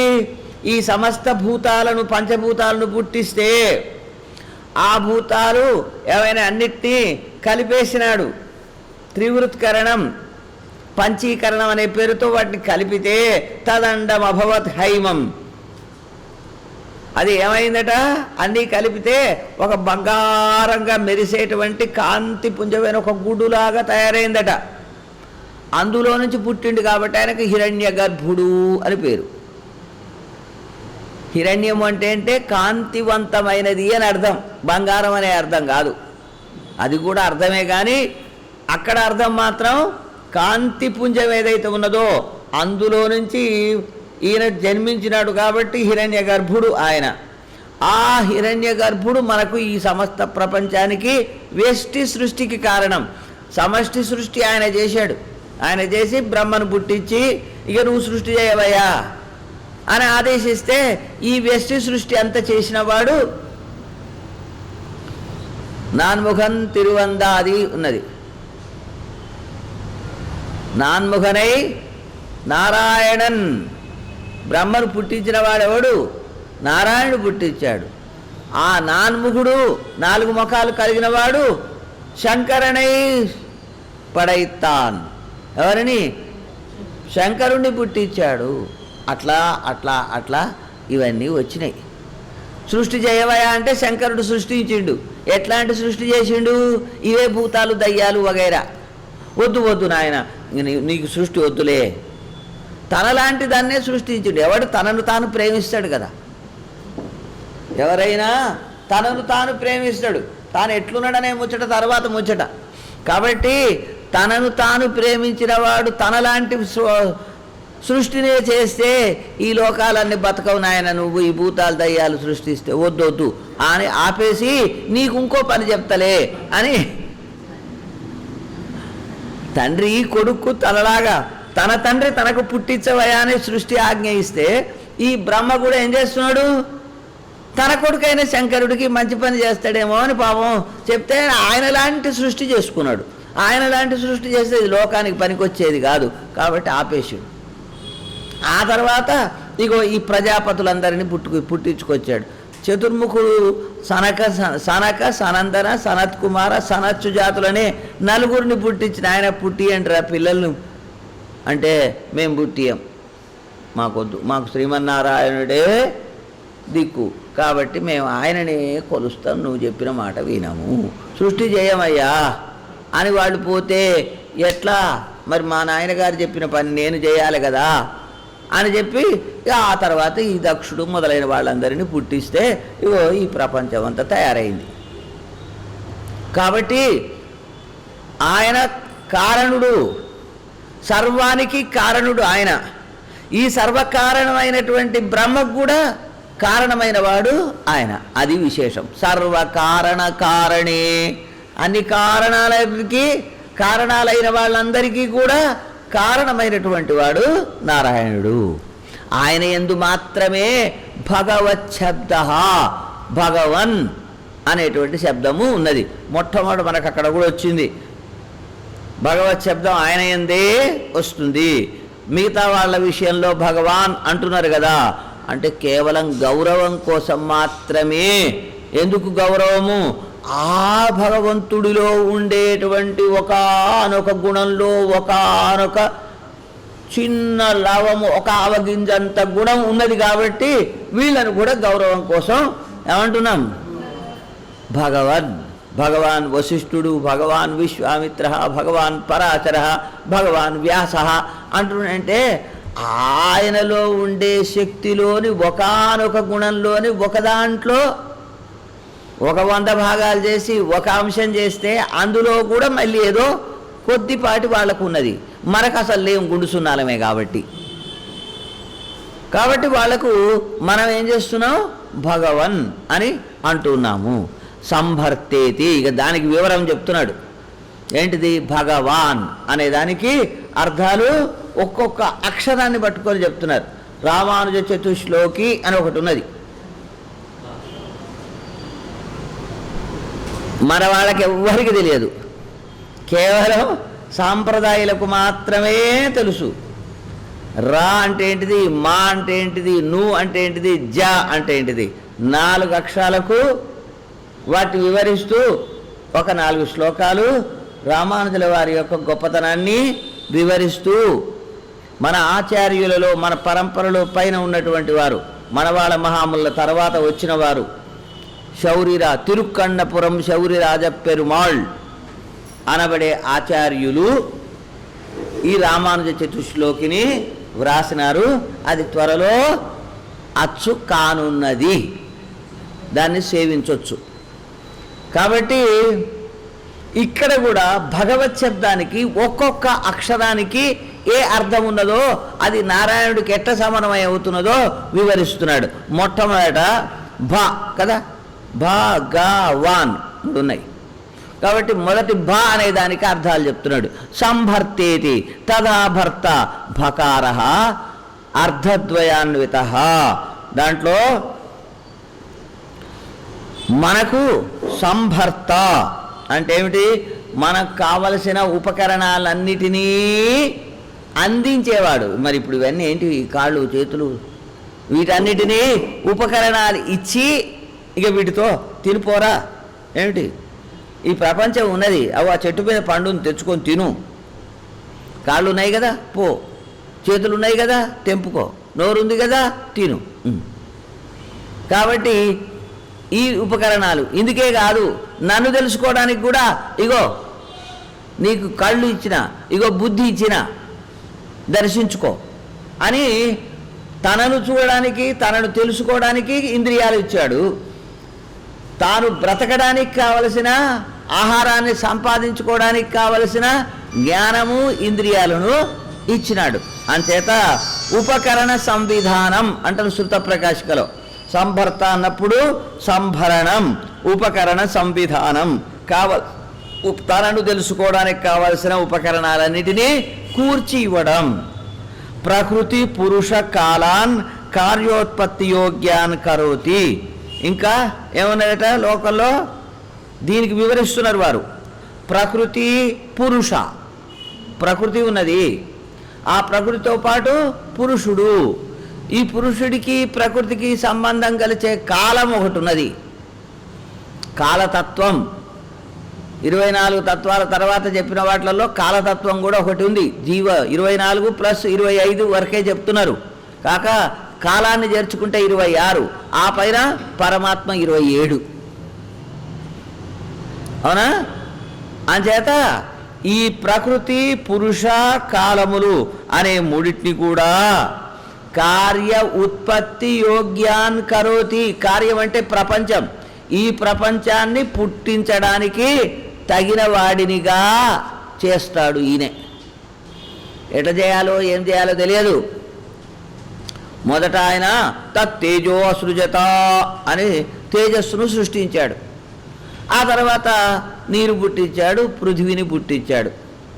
పుట్టిస్తే దేనికి అవి విడివిడిగా ఉన్నాయి, కానీ అవి ఏమీ పని చేయలేకపోయినాయి. అంతా అహం ఇమాస్తిస్రో దేవతా అనేన జీవేన ఆత్మన అనుప్రవిశ్య నామరూపే వ్యాకరవాణి. ఈ మూడింటిలో నేను ఈ జీవుడి ద్వారా ప్రవేశించి దానికి నామము రూపము రెండింటిని నేనే చేస్తాను అనుకొని సృష్టి మొదలుపెట్టిండట. ఎవరు? పరమాత్మ. కాబట్టి అవి ఎంత శక్తివంతములైనా విడివిడిగా ఉంటే ఏమీ పని చేయలేకపోయినాయి. కాబట్టి ప్రకృతి, పురుష, కాలములు అనే మూడింటిని, ప్రకృతిలోనే పంచభూతాలు వస్తాయి. అవునా? అలాంటి ప్రకృతి, పురుషుడు అంటే జీవుడు, అలాగే కాలము, ఈ మూడింటిని కలిపి ఈ ప్రపంచము, కార్యము, ఈ ప్రపంచాన్ని ఉత్పత్తి చేయడానికి వీలుగా చేస్తున్నాడట. మహదాది సృష్టి అండరూప కార్యోత్పత్తి ఉపయుక్త సాంభరణం. మహత్తు ప్రకృతిలో ఒక పరిణామమే. మూల ప్రకృతి నుంచి వచ్చే దాంట్లో మహత్ అనేది ఒకటి, దాని నుంచి ఇంకొకటి, దాని నుంచి ఇంకోటి వచ్చింది. అలాగా అండరూప కార్యోత్పత్తి ఉపయుక్త.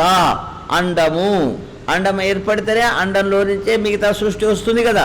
ఈ అండరూపమైన కార్యాన్ని ఉత్పత్తి చేయడమే సంభరణము.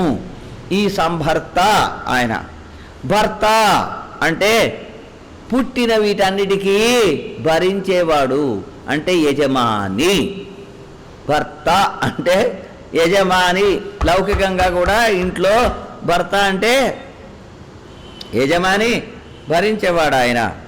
ధారణస్య వకార వాచ్యత్వాత్ పోషకత్వస్య గకారత్ వాచ్య నేతృత్వ అంతర్భావాత్ అపేక్షిత విధే అనపేక్షిత విధాన దౌర్బల్యాచ్చ స్వామిత్రమిహ వివక్షితం. స్వామి అని అర్థం ఎందుకు ఇక్కడ చెప్పినవు అంటే అదంతా ముందు రాబోతున్నది కాబట్టి.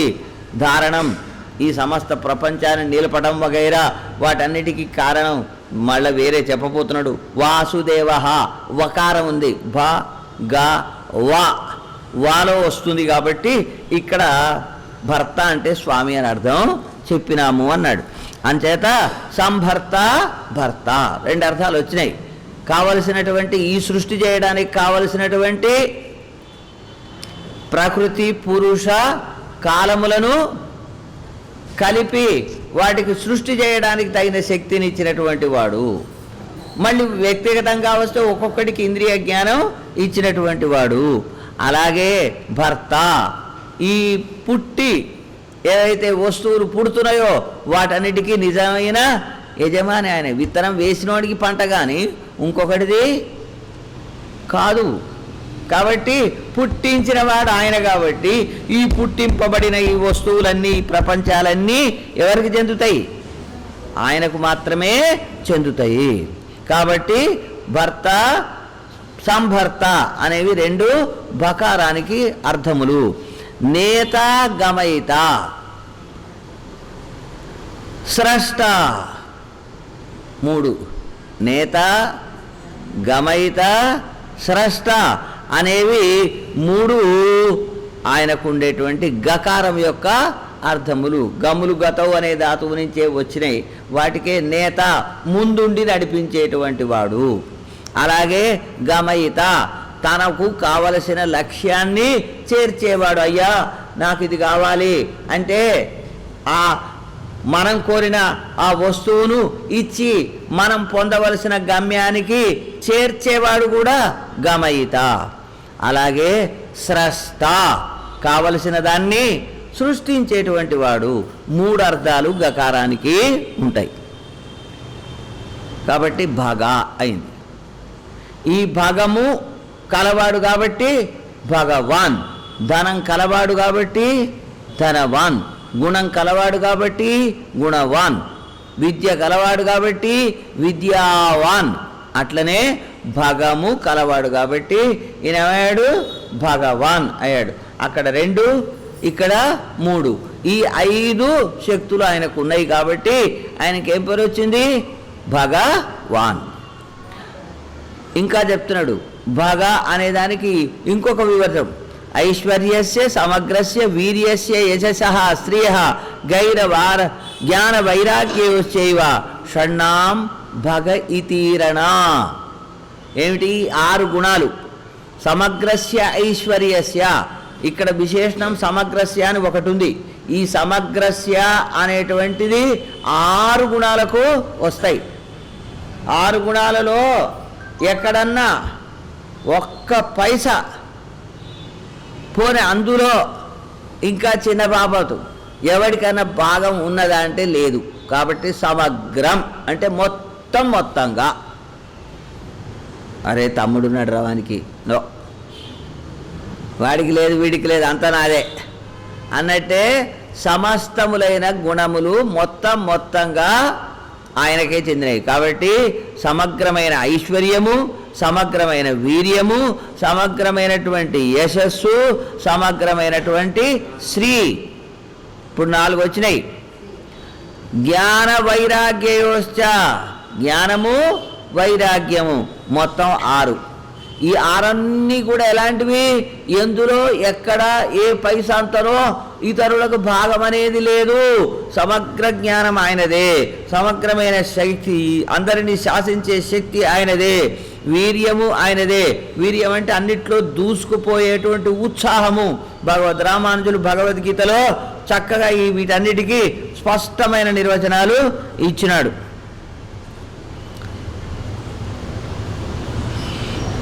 వాటిని కూడా ఇక్కడ ఇచ్చినాడు, చూద్దాం. పరిచ్ఛిన్న చతుర్ముఖాది ఐశ్వర్య వ్యావుచ్యర్థ. బ్రహ్మకు, ఇంద్రుడికి, మిగతా వాళ్ళకు ఉండే ఐశ్వర్యం ఏది ఉన్నదో అవన్నీ కొంతవరకే పరిమితి, అంతకంటే పైన లేదు. ఈ బ్రహ్మ కూడా పాల సముద్రం దగ్గర పోయి ఒడ్డున నిలబడి ఓ తండ్రి అని మొత్తుకోవాల్సినోడే కానీ ఆ లోపలికి పోయి వైకుంఠంలోకి పోయి స్వామి అని ప్రార్థించడానికి ఏం పని మీద వచ్చినావు కూర్చోబిడ్డ అని మాట్లాడించే ముచ్చట లేదు. ఇక్కడ కూర్చొని పోవాల్సిందే. పోతూ ఏం చేస్తాడు? ఈ దేవతలందరిని వెంబడి పెట్టుకపోతాడు, తన కొడుకును కూడా పట్టుకొస్తాడు. నువ్వు పక్కకు పోతే ఎట్లరా దా అని ఈశ్వరుని కూడా వెంబడి పెట్టుకొని అందరిని తీసుకొని పోయి అక్కడ నిలబడి స్వామిని ప్రార్థిస్తే అవుపడతాడు, లేకపోతే చెవులో మాట వినిపిస్తాడు. ఆ వినిపించిన దాన్ని మళ్ళీ ఈయనకు వీళ్ళందరికీ చెప్పి, ఓ ఆయన రావణాసురుడు చంపుతాడట, ఆయన కోసం మీరందరూ కోతులుగా పుట్టండి. నేను నా వంతుకు పిల్లగాన్ని అప్పుడే పుట్టించిన. ఎవడురా అంటే జాంబవంతుడు. మమ జృంభారంభే సంభూతవాన్ జాంబవాన్ అని ఆవలించిండట. ఆ ఆవలించినప్పుడు అమాంతం కింద పడ్డాడు. ఎవడు? వాడు జాంబవంతుడు. కాబట్టి ఆవలిస్తే పుట్టుకొచ్చిన వాడు జాంబవంతుడు, నేను మొదలే పుట్టించిన. కాబట్టి మీరు మాత్రం ఏం కావండి? కోతులుగా పోండి. అప్సరసలందరూ కోతుల స్త్రీలు అయ్యి వీళ్ళందరినీ కనండి అని వాళ్ళకు కోతులుగా, వీళ్ళందరూ ఒక్కొక్కళ్ళుగా, ఎవడు? ఈ వాలి, సుగ్రీవుడు, హనుమంతుడు, ఒక్కొక్కళ్ళు ఒక్కొక్క దేవత. వాయువు కుమారుడు హనుమంతుడు. మిగతా ఎవరికో లింకు పెడుతురు కానీ అది కాదు. కాబట్టి ప్రసిద్ధి వాయుసునుడే. మారుతి అనే ప్రసిద్ధే కానీ రౌద్రి అని ఎక్కడ లేదు. రుద్రుడి యొక్క కొడుకు రౌద్రి లేదు, మారుతి అనేదే ప్రసిద్ధి. కాబట్టి అన్ని చోట్ల చెప్పబడినది ఆయన కనుక వాళ్ళందరినీ పుట్టించమని వీళ్ళు చెప్తే అట్లే పుట్టించారు. కృష్ణావతారం అప్పుడు కూడా నా కేశములు నా యొక్క అంశలో ఒక భాగమైన సితకేశౌ సితకృష్ణౌ అని విష్ణు పురాణంలో చెప్తాడు. అవి రెండు అంశాలతో లోకం నడుస్తుంది. మీరంతా పోండి, గొల్లపల్లెలో మీరంతా ఏం కావాలి, గొల్లవాళ్ళుగా పుట్టండి, గోపికా స్త్రీలుగా పుట్టండి అని చెప్తే వాళ్ళ ప్రకారం బ్రహ్మగారు ఆదేశిస్తే వీళ్ళందరూ కూడా తీసుకోండి. మీరు అక్కడ పోయి కృష్ణ జన్మ సందర్భంలో ఆ ముచ్చట్లన్నీ స్పష్టంగా మనకు కనిపిస్తాయి. అలాగా భగవంతుడు వీళ్లకు బ్రహ్మకే అందుబాటులో లేనివాడు, మరి మిగతా వాళ్ళ ముచ్చట చెప్పడానికి అవకాశం లేదు. కాబట్టి అలాంటి సమగ్రమైనటువంటి ఐశ్వర్యం కలిగిన వాడు ఆయన. ఈ ఆరిటికి పేరు భగ అనేటువంటి పేరం. ఇకపోతే సమగ్ర శబ్దం అన్నిటికీ వచ్చింది. పరిచ్ఛిన్న చతుర్ముఖాది ఐశ్వర్య వ్యావృత్యర్థ. ఈ పరిమితమైన ఐశ్వర్యం లెక్క కాదు, బ్రహ్మ మొదలైన వాళ్లకు ఉండే ఐశ్వర్యం కాదు, ఈయన ఐశ్వర్యం గొప్పది. యశః గుణవత్తా ప్రధ. మంచి గుణములు ఉండటం చేత లోకంలో పేరు రావడమే యశస్సు. కీర్తికి వాళ్ళ వేరున్నది, దాని నిర్వచనం వేరే వస్తుంది. శ్రీహి భోగ్య సంపత్. మనం అనుభవించడానికి కావలసిన సంపదలన్నీ ఈయనయే. వైరాగ్యం విరక్తి. అలాగే పరిపూర్ణత్వాత్ అనాదరత. ఏం విరక్తి, ఆయనకేం విరక్తి అయ్యా అంటే అన్నీ ఉన్నాయి కాబట్టి, ఆయనకు లేనిదంటూ లేదు కాబట్టి అన్ని ఉన్నోడికి ఇంకోటి ఏదో కావాలని కోరిక ఉన్నదా? మాకున్నైపోవాయా, ఏమద్దులే అనట. ఇదే వైరాగ్యం అట. మన వైరాగ్యం వేరు, ఆయన వైరాగ్యం అవాకి అనాదరహ అని శృతి చెప్తున్నది. అవాకి మాట్లాడట. ఎందుకు మాట్లాడాడు? ఎవరితో అవసరం లేదు కాబట్టి మాట్లాడాడు. అనాదరహ ఎవడో వచ్చి నాకేదో ఉపకారం చేస్తాడు అని చెప్పి ఏమయ్యో ఎలయా ఎంత బాగున్నావు అని చెప్పి వానితో పలకరించాల్సిన అవసరం ఈయనకు లేదు. కాబట్టి అనాదరహ, ఆ వాకి అనాదరహ అని అక్కడ చెప్పాడు. ఆ అనాదరత్వమే ఇక్కడ వైరాగ్యం అనే రూపంలో నిర్వచనం చెప్పారు. వైరాగ్యం విరక్తి పరిపూర్ణత్వాద్ అనాదరత. ఇలాగా ఆయనలో ఈ శక్తులన్నీ ఉన్నాయి. వసంతి తత్ర భూతాని. వాసుదేవ అనే దానికి నిర్వచనం చెప్తున్నాడు. కాబట్టి ఈ షాడ్గుణ్యములు 6 గుణాలకు భగమని పేరు. ఈ భగం కలిగిన వాడు కాబట్టి అనేవాడు భగవాన్. భగ శబ్దానికి మొదట ఒక నిర్వచనం చెప్పాడు, మళ్ళీ ఇప్పుడు 2 నిర్వచనం చెప్పాడు. ఇకపోతే వకారానికి అర్థం చెప్పాలి, ఆ విషయం చెప్తున్నాడు. వసంతి తత్ర భూతాని. తత్ర పరమాత్మ యందు భూతాని వసంతి. ఈ భూతములన్నీ నివసిస్తూ ఉన్నవి. భూతం ఎందుకు అనాలి, ఇంకొకటి అనకూడదా? భూతం అంటే భూసత్తాయాం, ఎప్పుడు కూడా ఉంటున్నవి అని అర్థం. ఉంటున్నవి అంటే ఏమిటి? ప్రళయ సృష్టి కాలంలో ఈ ప్రపంచ రూపంలో ఉంటున్నవి, ప్రళయకాలంలో పరమాత్మలో ఉంటున్నవి. కాబట్టి ఏమైనవి? భూతములు అవబడుతున్నాయి. అది లెక్క. అందుకోసమే అఖిల భువన జన్మస్థేవ భంగాది లీలే. భువనం అని ఎందుకన్నారు అంటే అది అర్థము అని అక్కడ చెప్పుకున్నాం కూడా. కాబట్టి భూతాని తత్ర వసంతి. ఆయన యందు ఆయనలో ఉంటవి. భూతాత్మని. ఆయన భూతములన్నిటికీ ఆత్మ అయినటువంటి వాడు. ఆ ఆత్మ లేకపోతే ఇది ఉండదు. కాబట్టి భూతాత్మని అఖిలాత్మని. అందరికీ కూడా శరీరం కూడా ఈయనట. అఖిల శరీరకే శృత ప్రకాశిక. స్పష్టంగా శరీరము ఈయనే, ఆత్మ ఈయనే. కాబట్టి అలాంటి ఆయన యందు ఈ జీవులన్నీ ఉంటున్నవి. భగవత్ సచ భూతేషు అశేషేషు. ఆయన కూడా మళ్ళీ ఎక్కడ ఉంటున్నాడు? వీడు వాడు అనకుండా, ఎవరిని వదిలిపెట్టకుండా అందరిలోనూ సచ వసతి. ఆయన ఉంటాడు. వీళ్ళంతా ఆయనలో, ఆయన మళ్ళీ వీటిలో. అలా కాబట్టి వకారార్థస్తతో అవ్యయ. కాబట్టి వకారం చేత చెప్పబడేవాడు అవ్యయ. ఇందులో తాను అన్నింటిలో ఉండి కానీ వాళ్ళందరినీ తనలో పెట్టుకొని కానీ అవ్యయ. తరిగిపోయేవాడేమీ కాడు. మొదట్లో ఎంతున్నాడో వాళ్ళందరినీ కలుపుకున్నా అంతే ఉన్నాడు, వాళ్ళందరినీ బయటికి పంపించినా కూడా మళ్ళీ అంతే ఉన్నాడు. ఎన్ని నదులు వచ్చి సముద్రంలో కలిసినా మట్టం పెరగదు. సముద్రం యొక్క మట్టం ఏమీ పెరగదు. అవి కలవకుండా ఎవడన్నా ఆపేసిండు అనుకుందాం. కార్తవీర్యార్జునుడు నర్మదా నదిని ప్రవాహం కాకుండా ఆపేసిండు, పోకుండా. ఎందుకు అంటే భార్యలతో పాటు జలక్రీడ ఆడుతున్నాడు. అందుకోసమని ఆయన ఆ తన శక్తిని ప్రదర్శించడానికి వినోదం కోసం పుష్కలంగా ప్రవాహంలో నీళ్లు కావాలి కాబట్టి చేతులు పెడితే ప్రవాహం ఆగిపోయింది, నీళ్లు వెనక్కి తట్టినాయి. రావణాసుడు ముక్కు పూసుకొని పార్థివ లింగం పెట్టుకొని పూజ చేస్తున్నాడు. ఆ లింగం కొట్టకపోయే పరిస్థితి వచ్చింది. ఎవర్రా నాకు నా పూజాభంగం చేస్తున్నారు అని చెప్తే, అయ్యా అక్కడ వాడు ఎవడో 1000 చేతులు కలిగి ఉన్నాడు, వాడు చేతులు పెట్టిండు, అందువల్ల ఆగిపోయింది ప్రవాహం అని ఆ మంత్రులు ఎవరో చెప్పినట అని అక్కడికి పోయిండు. పోతే బుద్ధి లేదు, సిగ్గు లేదు, ఇక్కడికి వచ్చేది నీకు కోపడాడు. ఎందుకని ఏకాంతంగా తన భార్యలతో పాటు కలిసి ఆయన విహరిస్తుంటే నీకు తెలియదా పాపా అన్నాడు. అని మెల్లగా వాటిని సడలిస్తే ప్రవాహం తగ్గిపోతే వాళ్ళు వెళ్ళిపోతే, ఏందయా నువ్వు ఎవరయ్యా అనిపోయి అట్లా పట్టుకొని తీసుకొచ్చి ఎక్కడ పారేసిండు? తన ఊరిలో మాహిష్మతీపురంలో జైలులో పారేసిండు. యుద్ధం లేదు, గిద్దం లేదు, ఆయన కోసం యుద్ధం చేయడం కోసమే వచ్చిండు వీడు. మధ్యలో నది అవపడితే అక్కడ పూజ చేసుకుందామని దిగిండు. దిగితే అసలు వాడు ఎదురుపడ్డాడు. ఎతకపోయిన తీగ కాలి బిర్రుగా చుట్టుకపోయింది.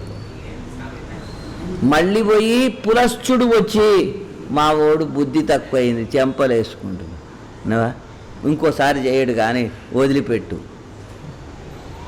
అని అంటే, బుద్ధి వచ్చిందా, తెలిసిందా, నీకంటే మించిన వాళ్ళు ఉంటారు, మాట్లాడకుండా వెళ్ళిపో, మీ తాత ముఖం చూసి వదిలిపెడుతున్నా అంటే తల వంచుకొని వెళ్ళొచ్చిండు. అది రావణుని యొక్క గొప్పతనం. కాబట్టి ఇక్కడ మనం ఎందుకు చెప్పుకుంటున్నామంటే, వకారము అన్నప్పుడు వసంతి కదా, అందరూ అందులో ఆయనలో ఉంటూ ఉన్నప్పటికీ ఆయనలో మార్పు రాదు, పెరగడం లేదు. అందులో నుంచి ఈ జీవులన్నీ వేరుగా చేసిండు, అయినప్పుడు ఆయనలో మార్పు రాదు. కాబట్టి అవ్యయ, అది ఆ అర్థం కోసం అంత దూరం పోయిన. అలాంటి మార్పులు లేనివాడు సచ భూతేషు అశేషేషు వకారార్థ అతో అవ్యయ. జ్ఞానశక్తి బలైశ్వర్య వీర్య తేజాంసి అశేషత భగవచ్చబ్దవాచ్యాన్ని ఇంకొక నిర్వచనం చెప్తున్నాడు. అశేషములు, బొత్తిగా ఏమి ఎవ్వనికి పాలు లేకుండా జ్ఞానము, శక్తి, బలము, ఐశ్వర్యము, వీర్యము, తేజస్సు అనే 6 షడ్గుణములు ఏవైతే ఉన్నాయో అవన్నీ మొత్తంగా అన్నిటినీ కలిపితే వాటిని భగవత్ అని చెప్పాలట. కాబట్టి వినాహేయైర్గుణాదిభి, హేయ గుణములు లేకుండా అంటే ప్రకృతి సంబంధం వల్ల వచ్చే ఆకలి, దప్పులు, ముసలితనము, రోగము, చావు వగైరా ఏమీ లేనటువంటివి. కాబట్టి అది భగవత్ శబ్దం. ఏవమేవ మహాశబ్ద మైత్రేయ భగవాన్ ఇది మహాశబ్ద. ఇలాగే మహాశబ్ద, భగవాన్ అనేది మహాశబ్దము. మహా అనే శబ్దం కూడా ఎవరికి చెందుతుంది? ఈ భగవత్ శబ్దం లాంటిదే అని అర్థం. మహా అనే శబ్దం చెబితే కూడా ఈ భగవత్ శబ్దం ఎట్లయితే సమగ్రమైన జ్ఞానశక్తి బలైశ్వర్యాలు కలిగి ఉన్నాయో ఇలాంటి వాడికే మహా అనేటువంటి దాన్ని ఉపయోగించాలి. పరమబ్రహ్మభూతస్య వాసుదేవస్య, ఎవరికిది? పరమబ్రహ్మ అని చెప్పబడేటువంటి ఈ వాసుదేవుడికి మాత్రమే భగవత్ శబ్దము. వర్తిస్తుంది. ఇంకొకటికి నా అన్యగహ, అన్యహ వేరు, ఆ వేరుగా ఉండేవాడికి గా పోయేది కాదు, ఆయనకు చెందేది కాదు. ఎవరికి చెందుతుంది? భగవత్ శబ్దము ఈయనకు మాత్రమే వర్తిస్తుంది.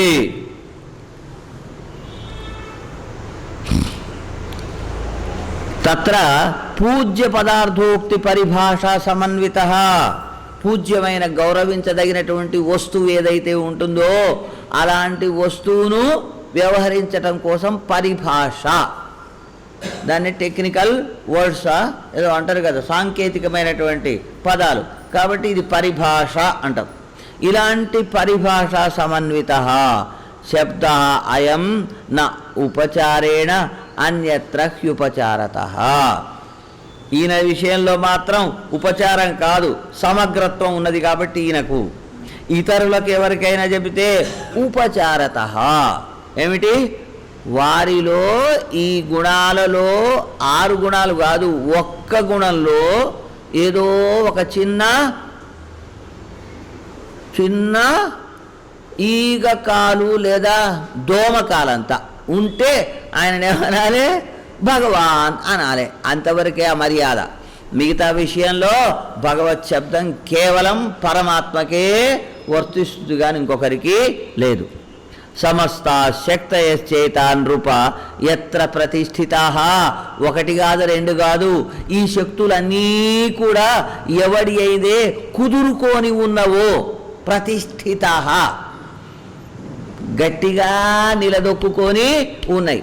పెకిలిద్దామంటే హనుమంతుడు పోయో భీముడు పోయో ఇటు అటు కదిలిద్దామంటే కూడా కదలడానికి వీలు కానివి అన్నమాట. ప్రతిష్ఠ మొన్ననాడు చెప్పుకున్నాం కదా, పందిరి వేసినప్పుడు ఏం చేస్తారు? ఆ పందిరి గుంజ గట్టిగా ఉండాలి అని చెప్పి ఇటో 2 అటో 2 రాళ్ళు వేసి 4 వేసి గట్టిగా గడ్డపారం ఇటు తిప్పి కొట్టి దాన్ని బిగిసి మట్టి పోసి తొక్కుతారు. ఏమవుతుంది ఇప్పుడు? అది ఎండాకాలంలో పెళ్లి పందిరి ఎంత గాలి వచ్చినా ఆ పందిరి పడిపోదు, ఆ గుంజలు గట్టిగా నిలిచి ఉంటాయి. అది ప్రతిష్ట. కదలక మెదలక ఎలాంటి మార్పులు చేర్పులు పొందక వంగక ఉండేటువంటి దాన్నే ప్రతిష్ట అని. తిష్ట అంటే గట్టిగా ఉండడం, ప్రతిష్ట అంటే ఏమిటి? పూర్తిగా ఎవరి చేత ఏమీ మార్పులు పొందించరాని వీలుగా నిలబెట్టడం అన్నమాట. ఇప్పుడు గుణాలన్నీ కూడా ఎవరి యందు ప్రతిష్ట? పరమాత్మ యందు మాత్రమే గట్టిగా నిలదొక్కుని ఉన్నవి. ఎవడో ఒకడు గొప్ప జ్ఞాని, ఎవడో శక్తివంతుడు అని అంటే ఆ శక్తి కూడా ఒకప్పుడు ఏమవుతుంది? లేకుండా కొడకపోతుంది. అప్పుడు మళ్ళీ దేబరించాలి ఇంకోటి దగ్గర పోయి. ఈయనకు ఆ పరిస్థితి లేదు. ఈయనే అందరికింత భిక్షం వేస్తాడు. ఈయన దగ్గర నుంచే వాళ్ళు అనుగ్రహం పొందితే వాళ్ళకి ఆ శక్తులు వస్తాయి. మనకి ఇంద్రుడు అవపడుతున్నాడు కదా, ఎవడో వాడు వచ్చి ఈ బలం కొట్టంగానే ప్రభో మళ్ళీ ఆయన దగ్గరికి పోవాలి, ఆయన కాపాడాలి. స్వామి నరకుడు వచ్చి నన్ను ఇది చేస్తున్నాడు, మా అమ్మ చెవుకుండలు వాళ్ళు బీక్కపోయిండు. ఆహా, అయితే మరి నువ్వు ఉన్నావు కదరా, నాకు చేత కాదు. కాబట్టి ఏం చేయాలి? అదితి కుండలాలు ఈయన ఈ సింహాసనం పైన ఒక ఛత్రం ఉన్నది. ఎప్పుడూ చల్లని నీటి బిందువులు కురుస్తున్నట్లుగా ఉంటుంది, ముత్యాలు రాలుతున్నట్టుగా బయటికి కనిపిస్తుంటుంది. ఎయిర్ కండిషన్, చల్లగా బిందువులు పడుతూ చల్లగా ఉంటుందట. అది ఆ ఛత్రం ఎత్తుకపోయిండు. ఈయనదేమో ఛత్రం ఎత్తుకపోయిండు సింహాసనం మీదది. వాళ్ళ అమ్మాయి ఏమో చెవుల కుండలాలు బాగున్నాయని చెప్పి అవి ఎత్తుకపోయిండట. నువ్వు ముల్లోకాలకు అధిపతివి కదరా, పరిపాలన శక్తి గలవాడివి, ఇంద్రుడివి. నిజమే, కానీ నా శక్తి ఏం పనిచేయలేదు, మరేం చేయాలి? మరి నువ్వు పోయి అవి తీసుకొచ్చి అంటే నరకుణ్ణి చంపి అవి 2 తీసుకుపోయి ఇవ్వడం కోసమే కృష్ణుడు సత్యభామతో సహా ఎక్కడికి పోయిండు? స్వర్గానికి వెళ్ళిపోయినాడు. ఎంత గొప్పవాడు అని మీసాలు దువ్వినా వాడి శక్తి ఆయన ముందు బలాదూర్. కాబట్టి అలాంటి సమస్తా శక్తయ ఇది అది అనకుండా అవన్నీ కూడా ఎత్ర ప్రతిష్ఠితాః ఎవని ఎందైతే బాగా కుదురుకొని ఉన్నవో తద్విశ్వరూప వైరూప్యం, ఈ విశ్వరూపం, విశ్వము ఈ ప్రపంచం అంతా ఎలాంటి రూపములు కలిగి ఉన్నదో వీటన్నిటికంటే విరూపం, వివిధమైన రూపం, విభిన్నమైనటువంటి రూపం. ఎవరిది? పరమాత్మ. మనందరి రూపం ఒక తీరైతే ఆయన రూపము మనందరికంటే భిన్నమైనటువంటిది. మనం ప్రకృతితో పుట్టుకొస్తే ఆయనకు ఆ ప్రకృతి ఏమి? మమ మాయా దురత్యయ, నా ప్రకృతి వేరే, సంభవామి ఆత్మమాయయా అని చెప్పినాడు. కాబట్టి అలాంటి ఆయన యొక్క రూపం అన్యత్ హరేహే మహత్, వేరే రూపం, ఈ ప్రపంచంలో కనపడేదానికంటే భిన్నంగా ఉండేటువంటి అన్యద్ రూపం, మరొక్క రూపం ఉన్నది. అది చాలా మహత్తు, చాలా గొప్పది సుమా. సమస్త శక్తి రూపాణి తత్కరోతి జనేశ్వర. ఓ రాజా, సమస్త శక్తి రూపాణి, లోకంలో ఏ అగ్ని, ఏ వాయువు, ఏ నీరు వగైరా వగైరా శక్తి రూపములు ఏవైతే ఉన్నాయో వాటన్నిటినీ ఆయన సృష్టిస్తాడు. తత్కరోతి, ఆయన మాత్రమే సృష్టిస్తాడు.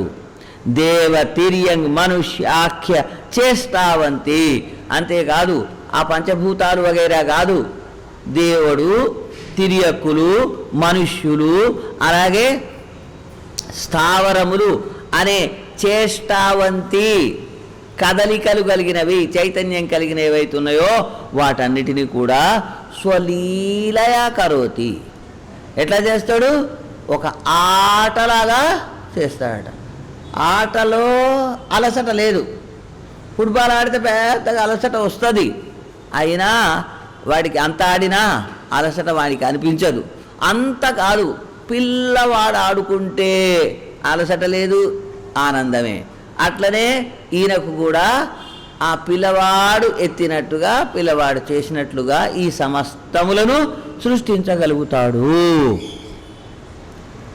జగతాం ఉపకారాయ, ఎందుకోసం చేస్తాడు ఇవన్నీ? లోకములకు ఉపకారం కలిగించడం కోటే. నసా కర్మ నిమిత్తజ, నీకు నాకు కర్మల వలన పుట్టినటువంటిది కాదు. ఆయన శక్తి, ఆయన స్వరూపం, అవి లోకానికి ఉపకారం చేయడం కోసమే ఇలాంటిదన్నీ. చేష్టా తస్య అప్రమేయస్య వ్యాపిని అవ్యాహతాత్మిక, అతని యొక్క చేష్ట ఏదైతే పనులున్నాయో అవన్నీ కూడా అప్రమేయస్య, ఇంత అని కొలవడానికి, పరిచ్ఛేదం చేయడానికి వీలుగానటువంటి ఆయనది. వ్యాపిని, ఈ సమస్తమైన భువన భువాండాలన్నిటిలో నిండి ఉన్నట్టుది, అన్నింటా నిండి ఉన్నటువంటిది. అవ్యాహతాత్మిక, ఆయనకు అడ్డము అనేది లేదు. వ్యాహతం కొట్టివేయబడింది అంటే, అవ్యాహతం అంటే ఎదురు అనేదే లేనటువంటిదిగా ఉంటుంది. ఏవం ప్రకారం అమలం నిత్యం వ్యాపకం అక్షయం సమస్త హేరహితం విష్ణువాక్యం పరమం పదం. ఈ విధంగా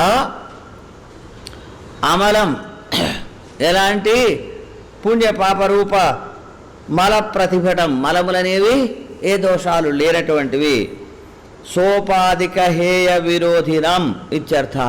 ఉపాధి కారణంగా ఏదో దోషాలు వస్తాయి అని ఈ బ్రహ్మకు ఉపాధి కారణంగా ఈ భ్రమ పట్టుకున్నది, బ్రహ్మగారికే భ్రమ పట్టుకుంది, ఈ ప్రపంచం ఉన్నదని చూస్తున్నాడు అని అద్వైతి చెప్పినాడు. అవిద్య అనే ఉపాధి కారణంగా ఈ బ్రహ్మగారికే పిచ్చి పట్టి ఈ ప్రపంచం అంతా ఉన్నది అనుకుంటున్నాడు ఆయన చెప్పినాడు.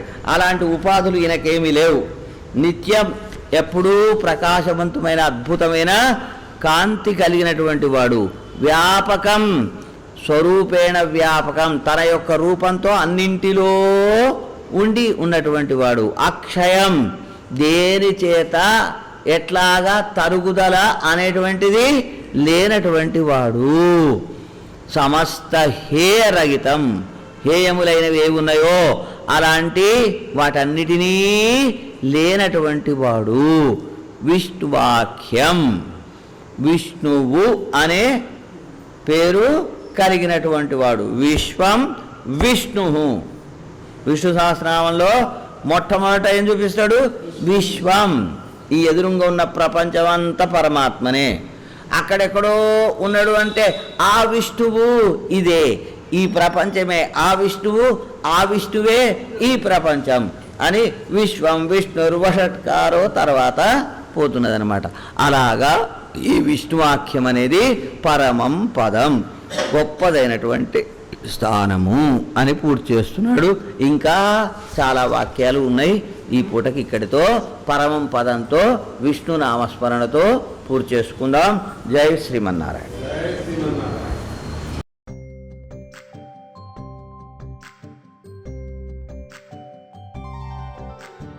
జై శ్రీ